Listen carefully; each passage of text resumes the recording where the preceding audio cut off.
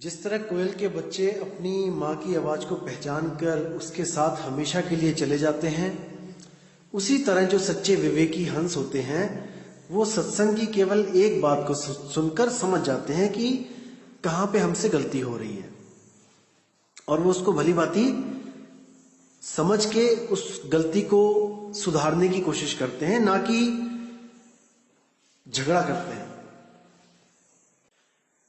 तो जैसे आपको मैंने बताया कि ये सब जो कुछ भी आपको यहाँ पे जात पात वर्ण समाज देश कुछ भी दिख रहा है, ये सब अक्षरों की वजह से है। जितनी भी सरहदें हैं ये अक्षरों की वजह से है। जब ये दुनिया शुरू में जैसी थी तब ना वहां पे कोई इंग्लैंड था, ना कोई पाकिस्तान, ना जर्मनी, ना इटली, ना फ्रांस। सब कबीले वालों ने अपनी अपनी भाषाओं को विकसित किया, अपने अपने अक्षरों को विकसित किया। कई लोग कहते हैं कि सबसे पुराना जो है संस्कृत भाषा है और भगवान संस्कृत भाषा में बात करते होते थे। अगर भगवान संस्कृत भाषा में बातें करते होते थे और भगवान ने ही सबको बनाया है, तो इस दुनिया में केवल एक ही भाषा होनी चाहिए थी, वो भी संस्कृत। क्यों अलग अलग देशों में अलग अलग भाषाएं विकसित हुई? क्यों अलग अलग भाषाओं में ही ग्रंथ आए? जैसे अरबी में आई कुरान, इंग्लिश में आई बाइबल, संस्कृत में आए वेद। तो ऐसे अलग अलग क्यों आए अगर एक ही भगवान है तो? दोस्तों, इसीलिए बोला जाता है ये इंसानों की कलाकृतियां हैं, ये इंसानों के द्वारा बनाए गए हैं, विवेक के द्वारा। और इंसानों ने इसमें वही लिखा जो जहां तक उनकी बुद्धि की दौड़ थी, जहां तक उनकी पहुंच थी। इसीलिए मैं कहता हूं कि आत्मज्ञान जो है वो किताबों के द्वारा हो सकता है, जहां तक जिसने बताया उसको पढ़ के आपको पता भी लग जाए कि आत्मा सब में एक है, हर चीज आत्मा है जो हर शरीरों में काम कर रही है, शरीरों से जुदा है। हर जीव यहाँ पे आत्मा के द्वारा ही चल रहा है, हर चीज आपको पता लग जाएगी। लेकिन फिर भी आपको ये नहीं पता लग पाएगा कि असल में वो होती क्या है और कैसी होती है। जैसे आपने पढ़ लिया किताबों में कि पारस पत्थर कुछ होता है। पारस पत्थर वो होता है जो सोने को, जो लोहे को सोना बना देता है। तो आपने पढ़ लिया कि पारस पत्थर होता है, और वहां पे छोटा सा टुकड़ा भी दिखा दिया जाएगा आपको पढ़ाई के साथ किताबों में कि हाँ ऐसा पारस पत्थर होता है। लेकिन दोस्तों, आप उसको पहचान नहीं सकते, आपको नहीं पता कि वो पारस पत्थर कैसा होता है। आप सोच भी नहीं सकते पारस पत्थर कैसा होगा। जैसे आपने अभी सुना हुआ है, कई लोगों ने सुना है, वाणियों में आता है कि पारस पत्थर कुछ होता है, लेकिन आप इमेजिनेशन भी नहीं कर सकते कि वो कैसा होता होगा। कोई सोचेगा वो कांच की तरह होगा, कोई सोचेगा वो काला होगा, कोई सोचेगा वो नीला होगा, पीला होगा। यानी कि वस्तु के बारे में पता होते हुए भी, पता चल भी जाए तो उस सार को नहीं समझ सकते कि वो कैसा होगा। इसी तरह आप सुन भी लो, पढ़ भी लो, आत्मा के बारे में सब कुछ समझ भी लो, फिर भी आप नहीं समझ पाओगे कि आत्मा कैसी होगी। कोई कहेगा वो एक है, कोई कहेगा वो अनेक है। लेकिन कबीर साहब क्या कहते हैं? एक कहो तो हूं नहीं, और दो कहो तो गाली, और जैसा है तैसा कहूं, कहे कबीर विचारी। वो आत्मा जैसी है उसको वैसे ही महसूस अब जब करोगे आप, तभी आपको ये ज्ञान होगा कि वो आत्मा कैसी होती है। अदरवाइज बातों से आप उसके बारे में विश्लेषण कर ही नहीं सकते, आप बता ही नहीं सकते किसी को कि वो आत्मा कैसी होती है। उसको तो केवल प्राप्त किया जा सकता है अनुभव के द्वारा। जब आप उसकी अनुभूति करोगे तब आप भी बताने लायक नहीं रह जाओगे कि वो आत्मा कैसी होती है। तो दोस्तों, यही वो शब्दों का जाल है जो हम सबको एक दूसरे का बैरी बना देता है, अगर हम इसको गलत तरीके से यूज करें तो। और यही वो शब्दों का, जो शब्दों में जो अच्छी बात है वो ये है कि हम जानवरों से अलग दिखाई देते हैं। केवल हम ही इंसानों में ये गुण है कि हम अपनी बात को अपनी आवाज के द्वारा हम समझा के किसी के भी सामने रख सकते हैं। लेकिन प्रॉब्लम तब आई जब हमने इन भाषाओं को, इन अक्षरों को भक्ति के साथ जोड़ दिया। दिक्कत यहां आई। हालांकि ये आवाज, ये जो भाषाएं हैं, ये बहुत ही ज्यादा हेल्पफुल है हमें एक दूसरे को अपनी मन की जो व्यथा है बताने के लिए, अपने मन की जो इच्छा है उसको समझाने के लिए। ये बहुत ही ज्यादा हेल्पफुल है और बहुत ही अच्छी चीज है जो हमने इसको विकसित की। लेकिन हमने इसको अपनी बर्बादी का भी कारण बना दिया है जब हमने इसको भक्ति के साथ जोड़ दिया है तब। जैसे कबीर साहब कहते हैं कि 33 अरब ज्ञान हम भाखा और मूल ज्ञान गुप्त कर राखा।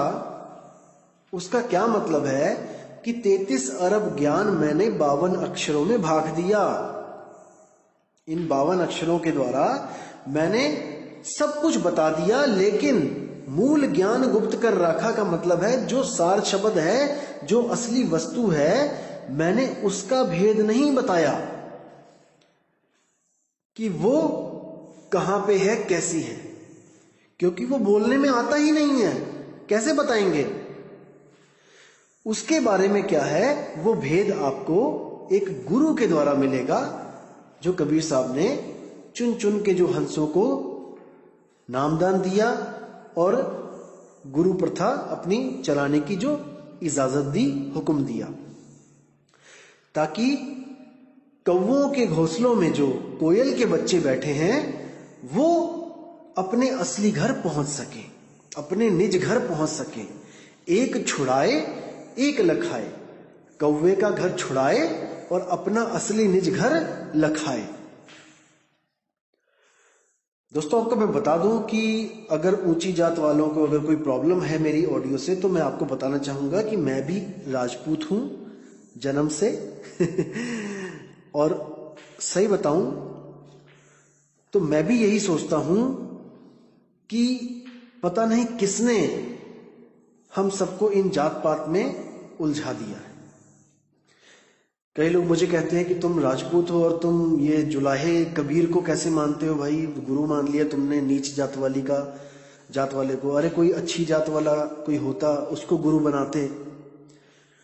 तो दोस्तों, जब हम स्कूल में अपने बच्चों को डालते हैं, क्या हम प्रिंसिपल से कभी पूछते हैं कि इस स्कूल में किस किस जात वाले टीचर पढ़ाते हैं, कितने हिंदू पढ़ाते हैं, कितने मुसलमान पढ़ाते हैं, कितने नीच जात वाले पढ़ाते हैं?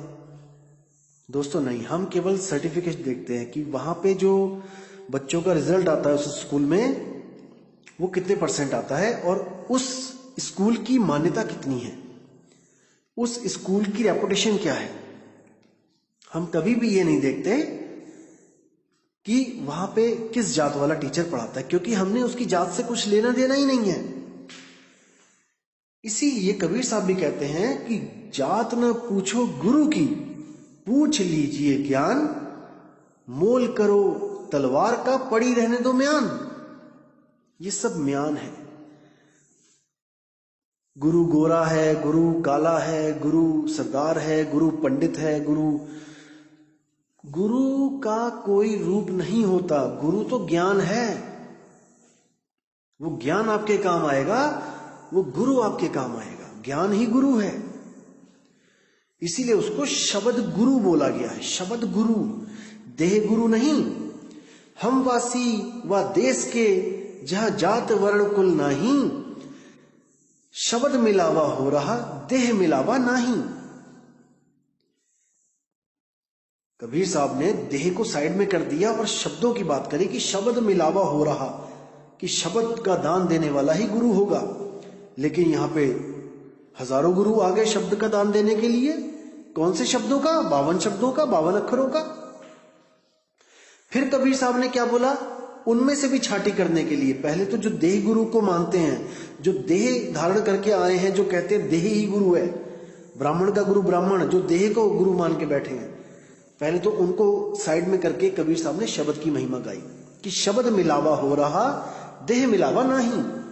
अब शब्द लेके भी आगे कोई एक लेके आया कि राम राम करके ही बात बन जाएगी, कोई 2 लेके आ गया कि ओम सोहम के साथ, कोई 3 लेके आ गया ओम सोहम सत्य कबीर, या और कोई ओम नमो भागवते वासुदेवाय, कोई 5 लेके आ गया ज्योत निरंजन ओंकार आरंकार सोहम सतनाम, कोई 7 लेके आ गया, कोई 10 लेके आ गया।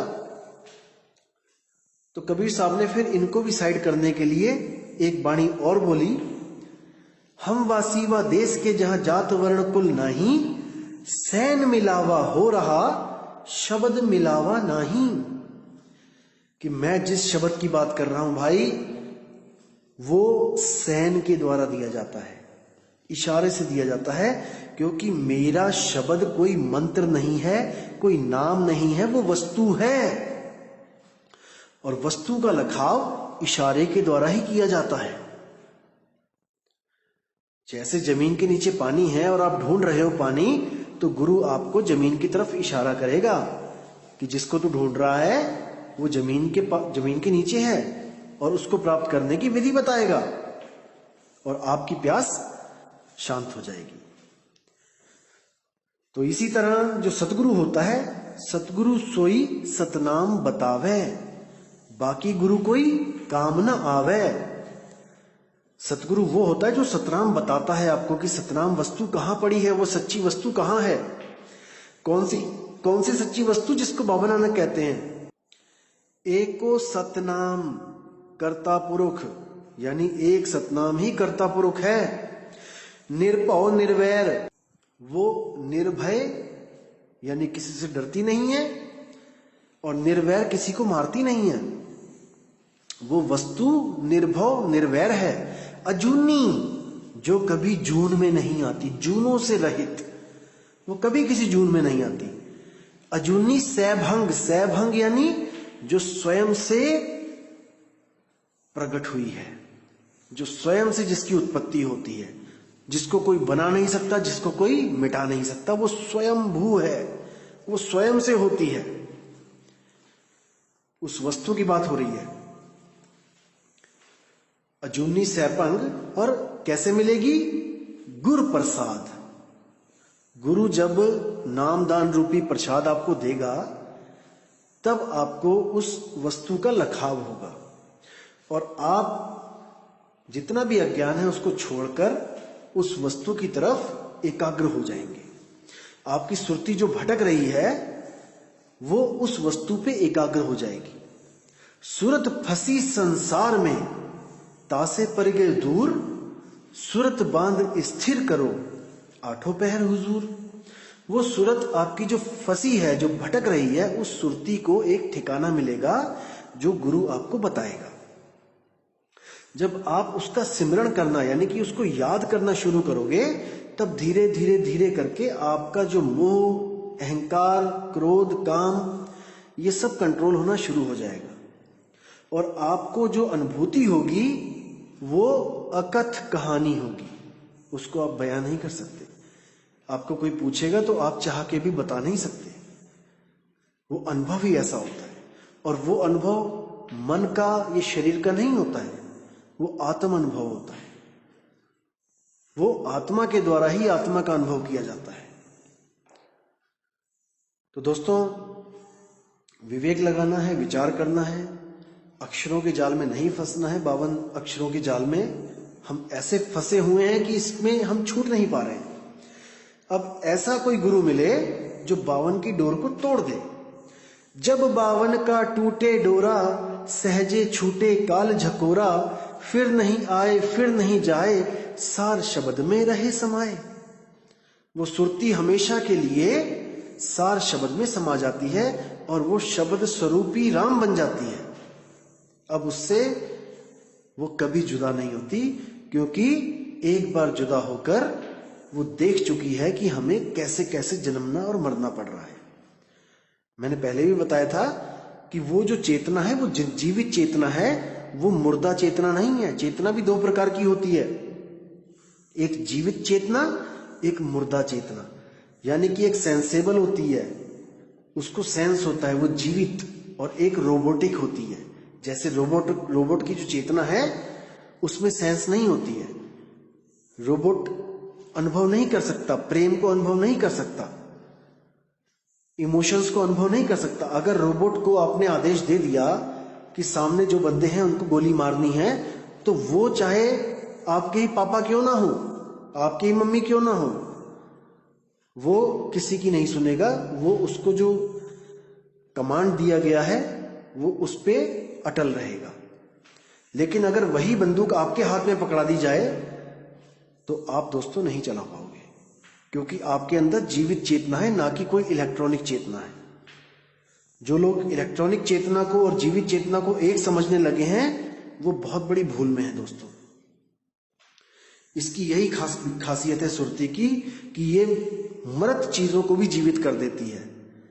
यानी कि ये जो शरीर आप लेके घूम रहे हो, जो मेरे पास जो शरीर है, ये केवल चेतना की वजह से, उस सुरती की वजह से ये जीवित दिखाई देता है। असल में ये मरा हुआ है, मुर्दा है।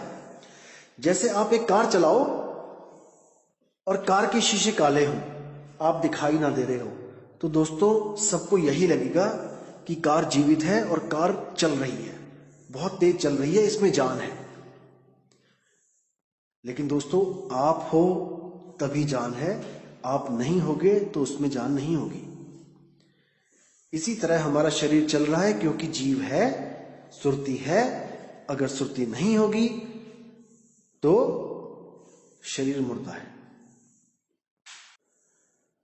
तो साहिब कहते हैं, 52 के जंजाल में फंस गया ये संसार, और सिमरन 52 का करे कैसे लागे पार।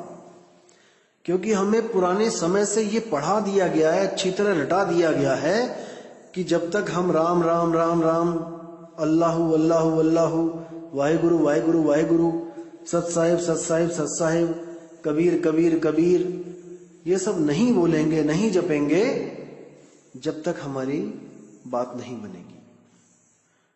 दोस्तों परमात्मा कोई इलेक्शन में खड़ा नहीं हो रहा है। जिसकी जय जयकार नहीं लगाई जाए तो वो खुश नहीं होगा। हम उसकी जय बोलते हैं केवल अपने लिए, उसके लिए नहीं कि हम उसको खुश करने के लिए जय बोल रहे हैं। हम जय उसकी बोलते हैं क्योंकि हमें ये महसूस होता है कि अगर वो ना होते तो हमारा क्या होता। हम इसलिए उसका धन्यवाद करते हैं, पल पल उसको, उसकी बंदगी करते हैं। अदरवाइज उसको किसी चीज की जरूरत नहीं है। वो नहीं कहता है कि मेरी जय करो, उसको कोई जरूरत नहीं है आपकी जय जयकार की। जैसे कई लोग कहते हैं भगवान को खुश करने के लिए बहुत कुछ करना पड़ता है, बलियां देनी पड़ती हैं, बकरे चढ़ाने पड़ते हैं, दारू चढ़ानी पड़ती है। दोस्तों अगर उसे बकरे चाहिए होते ना, वो एक ही रात में सारे बकरे यहां से गायब कर ले जाता। आपका इंतजार नहीं करना पड़ता उसको कि साल में कोई एक दिन आएगा तब आप बकरे काटोगे। वो एक ही रात में सारे बकरे गायब कर देता। और अगर दारू की बात है कि दारू देनी पड़ती है एक बोतल, तो वो ठेके के ठेके खाली कर देता। आपकी एक बोतल का प्यासा नहीं है वो। इसी भरम जालों में हमें फंसा फंसा के यहीं पे उलझा के रखा हुआ है। इसलिए दोस्तों विवेक लगाना है, विचार करना है कि हमने निकलना है कि हमने उसी लकीर के फकीर बन के यहीं रह जाना है। ये आपके हाथ में है, किसी के हाथ में नहीं है कि कोई किसी को निकाल सके। परमात्मा ने सबके पास एक डोर फेंकी हुई है। जैसे कोई कुएं में गिर जाता है तो एक रस्सी फेंकी जाती है, और अगर हम रस्सी को ना पकड़े दोस्तों तो इसमें हमारा दोष होता है। जैसे कबीर साहब की वाणी है, 7 दीप 9 खंड में सतगुरु फेंकी डोर, और तापे हंसा ना चढ़े तो क्या सतगुरु का दोष। परमात्मा ने कोई कमी नहीं रखी, वो दयाल है, वो परमपिता परमात्मा है, उसने कोई कमी नहीं रखी। लेकिन जीव ही नहीं समझ पा रहा है तो वो भी क्या करे। इसलिए दोस्तों फिर कहता हूं मैं, विवेक को जगाओ, अपनी बुद्धि के घोड़े दौड़ाओ, क्योंकि ये समय बार बार नहीं मिलेगा, नहीं मिलेगा, नहीं मिलेगा। और मैं कोई यहां पे आपको लूटने नहीं आया हूं, मुझे आपसे कुछ नहीं चाहिए। एक पैसा भी जिस दिन मैं मांग लूं उस दिन धिक्कार है कह के चले जाना। मुझे किसी से कुछ नहीं चाहिए, और हो सके तो जहां तक होगा मैं शायद आधों को तो मैं एड्रेस भी नहीं बताऊंगा गुरु का। मैं सच बोल रहा हूं, आधे क्या 90% को नहीं बताऊंगा। आप सोचोगे कि क्यों नहीं बताऊंगा, क्योंकि भाई हमने भीड़ इकट्ठी नहीं करनी है। मैं तो ये देखूंगा किसके मन में सच्ची आग लगी है। केवल उस बंदे को एड्रेस दिया जाएगा। गुरुजी कहाँ आ रहे हैं, गुरुजी कहाँ पे हैं। अदरवाइज हमें भीड़ बढ़ाने की जरूरत नहीं है। लेकिन ये ऑडियोज बनाने का मकसद यही है कि आपको विवेकी बना सकूं, आपको कोई धोखा ना दे पाए। ये ऑडियोज बनाने का यही मकसद है कि आपको हर चीज पता होनी चाहिए, क्योंकि लुट गया रे व्यापारी परख बिना। अगर आपके पास परख होगी तो आपको कोई लूट नहीं पाएगा। बस यही एक मकसद है इन ऑडियोज को बनाने का, ना कि आपकी भीड़ मैं चाहता हूं कि हमारे आश्रम में आए, नहीं, कभी भी नहीं। वो बिरले हंस चाहिए हमें, वो बिरले हंस करोड़ों में कोई एक, जो सत्य को स्वीकार करने के लिए 100% तैयार है। जिसके मन में 1% भी शंका है वो इस पंथ के लायक नहीं है। पंथ यानी रास्ता, कोई गुटबाजी नहीं होती है। पंथ का मतलब होता है रास्ता। इस रास्ते पे चलने के लायक जो होगा, अब उसको ही चलने का अधिकार होगा। तो दोस्तों, मैं फिर बोल रहा हूं कि जल्दबाजी ना करें। मुझे कई मैसेज आते हैं कि मैं गुरुजी से नाम लेना चाहता हूं। मैं सीधी सी बात बोलता हूं कि 50 ऑडियोज सुनो। जब मेरे 50 ऑडियोज कंप्लीट हो जाएंगे तब मैं आपको कुछ सवाल पूछूंगा, और अगर आप उनके उत्तर दे सकते होगे तब ही आपको आगे का रास्ता दिया जाएगा। ये एक एंट्रेंस एग्जाम की तरह समझ लो। क्योंकि मैं फिर कह रहा हूं कि हमें भीड़ नहीं बढ़ानी है, हमें वो विवेकी हंस चाहिए जो सच में यहां से, इस 3 लोक से, इस जन्म मरण से मुक्ति पाना चाहते हैं। तो 50 ऑडियोज लिमिट है। 50 ऑडियोज में जहां तक ज्यादा से ज्यादा मैं बताने की कोशिश करूंगा, और अगर आपको 1% भी शंका होगी तो आप पूछ सकते हो। शंका समाधान होगी तब आप आगे रास्ता पूछो, वरना रास्ता पूछने की जरूरत नहीं है। मैं केवल आपको यहाँ पे ज्ञान देना चाहता हूं जो मुझे परमात्मा की दया से मिला है। मैं चाहता हूं कि उस ज्ञान को आपके सामने रख सकूं ताकि आप कहीं धोखा ना खाओ। मैं यहाँ कोई हाईलाइट होने नहीं आया हूं कि मैं कोई ऐसा पंथ चला रहे हैं हम लोग की, ऐसा। दोस्तों, ऐसा कुछ नहीं है। बहुत सिंपल सा ज्ञान है, कबीर साहब का ज्ञान है। अगर आपके समझ में आता है तो आपका स्वागत है, लेकिन परख करने के बाद। पहले परख करो, जल्दबाजी बिल्कुल मत करो। नामदान जल्दबाजी में कहीं भी मत लो। जहां हो आप बहुत अच्छे हो, अभी जहां पर हो ना बहुत अच्छे हो। जैसे कई लोग होते हैं 50,000 देके एडमिशन ले लिया जल्दबाजी में और कॉलेज वो है फ्रॉड। तो भाई उससे अच्छा था कि आप घर में बैठे हुए थे। अभी विवेक लगाओ, विचार करो कि कहां जाना है कहां नहीं जाना है। 50-60 ऑडियो पूरी हो जाएंगी, तब जहां तक हो सकेगा आपके सारे सवालों का मैं जवाब उनमें दे दूंगा। और जो मुझे पूछा गया है कि ब्रह्म कैसे पैदा हो जाता है, क्या है, ये मैं आपको लास्ट ऑडियो में बताऊंगा बिल्कुल। क्योंकि अभी ऐसे ऐसे लोग बैठे हैं जो उसको, अपनी बातों को घुमा देंगे, अपनी बातों को घुमा के आपको गुमराह करने की कोशिश करेंगे। अभी तो उन पे सवालों की बरसातें हो रही हैं कि जब आत्मा ही आत्मा थी तो ये ब्रह्म कहां से आ गया। क्योंकि द्वैत अद्वैत दोनों से परे है ज्ञान। अगर केवल आत्मा थी शुरू में तो वो अद्वैत मत है, क्योंकि केवल एक है वहां पे आत्मा। कबीर साहब कहते हैं एक कहो तो है नहीं। अगर केवल आत्मा थी तो वो अद्वैत है, वो भी नहीं है। और अगर आत्मा और ब्रह्म थे तो वहां पे द्वैत आ गया। तो कबीर साहब कहते हैं एक कहो तो है नहीं, दो कहूं तो गारी। अब जैसा है तैसा कहूं, कहे कबीर विचारी। ये भेद की बात है, ये सबके बस की बात नहीं है। इसको खोलना, इस वाणी को खोलना। ये वाणी भी मैं आपको आखिरी ऑडियो में पूरी खोल के स्पष्ट तरीके से बताऊंगा कि ये क्या है। तब तक आप ज्ञान को समझते रहिए, और जहां तक हो सके अपने दोस्तों को, अपने रिश्तेदारों को जो सच में सत्य की खोज में लगे हैं, जिन्होंने कोई गुरु धारण कर रखा है, उनको ये ऑडियो जरूर शेयर करें ताकि उनको भी एक रास्ता मिल सके। तो इसके साथ मैं विदा चाहूंगा दोस्तों, और अगली ऑडियो मैं कल को पोस्ट करूंगा और उसमें आपको काफी नई चीजें जानने को मिलेंगी और जहां तक होगा आपकी विवेक जागृत होगा। तो अब आपसे विदा चाहूंगा। जय गुरु बंदी छोड़ मदन साहिब, जय गुरु बंदी छोड़ वैराग साहिब, जय जय गुरु बंदी छोड़ सतगुरु सत्य कबीर साहिब जी की सदा ही जय हो। साहिब बंदगी सतनाम।